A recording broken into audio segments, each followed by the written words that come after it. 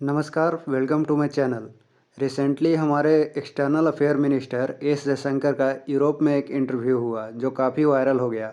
S Jaishankar अभी Europe के दौरे पर हैं, जहां इन्होंने सबसे पहले साइप्रस के साथ एक डिफेंस डील साइन किया, जिसकी टर्की ने काफ़ी आलोचना की। इसके बाद ऑस्ट्रिया में इनका एक इंटरव्यू हुआ जो यूरोप में और फिर पूरे दुनिया में वायरल हो गया। सबसे पहले ये जानते हैं कि साइप्रस के साथ हुई डिफेंस डील की टर्की आलोचना क्यों कर रहा है। साइप्रस यूरोप का एक छोटा सा देश है, लेकिन मुद्दे की बात यह है कि टर्की साइप्रस को देश ही नहीं मानता।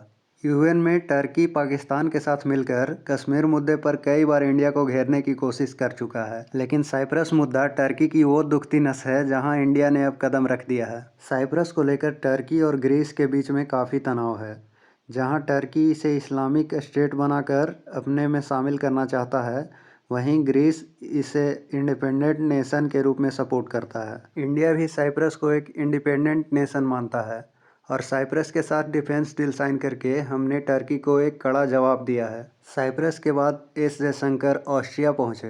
ऑस्ट्रिया यूरोप का एक छोटा सा देश है जहां एडोल्फ हिटलर का जन्म हुआ था, जो बाद में जर्मनी का तानाशाह बना। ऑस्ट्रिया में इंटरव्यू के दौरान इंटरव्यूअर ने एस जयशंकर से कहा कि आप पाकिस्तान को एपिसेंटर ऑफ टेररिज्म कहते हैं। आप एक डिप्लोमेट हैं तो आपको इसके बजाय एक डिप्लोमेटिक भाषा का इस्तेमाल करना चाहिए। जिस पर एस जयशंकर ने बहुत ही सटीक जवाब देते हुए कहा कि जो देश अपने पड़ोसी देश के पार्लियामेंट पर अटैक करवा चुका है, जिसने ओसामा बिन लादेन जैसे इंटरनेशनल आतंकवादी को अपने देश में छुपा कर रखा, उसके लिए एपिसेंटर ऑफ टेररिज्म एक बहुत ही डिप्लोमेटिक वर्ड है और पाकिस्तान के लिए इससे भी बुरा वर्ड इस्तेमाल किया जा सकता है। उन्होंने ये भी कहा कि डिप्लोमेट होने का मतलब ये नहीं कि आप सच नहीं बोल सकते। काफ़ी कोशिश के बाद भी जब इंटरव्यूअर पाकिस्तान की इमेज को नहीं बचा सका तो वह एस जयशंकर को रसिया यूक्रेन मुद्दे पर घेरने की कोशिश करने लगा, पर उसे ये नहीं पता था कि जो सवाल वह इंडिया को घेरने के लिए दिन रात एक करके बना कर लाया है, उसका जवाब जयशंकर साहब नींद में भी दे सकते हैं।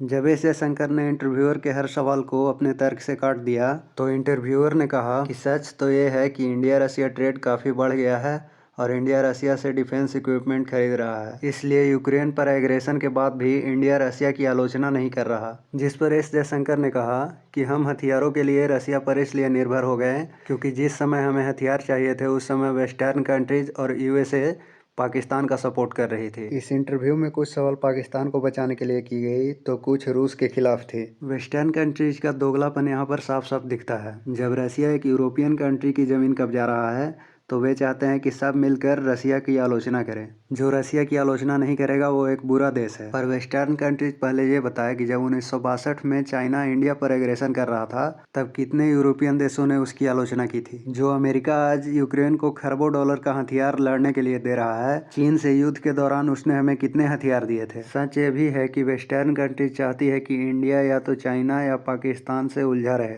इसलिए वह किसी न किसी रूप में पाकिस्तान का सपोर्ट करता है। वेस्टर्न कंट्रीज को डर है कि अगर कोई रोकने वाला ना रहा तो इंडिया तरक्की कर उससे भी आगे निकल जाएगा। इसी तरह के वीडियोज के लिए चैनल को सब्सक्राइब कर लें।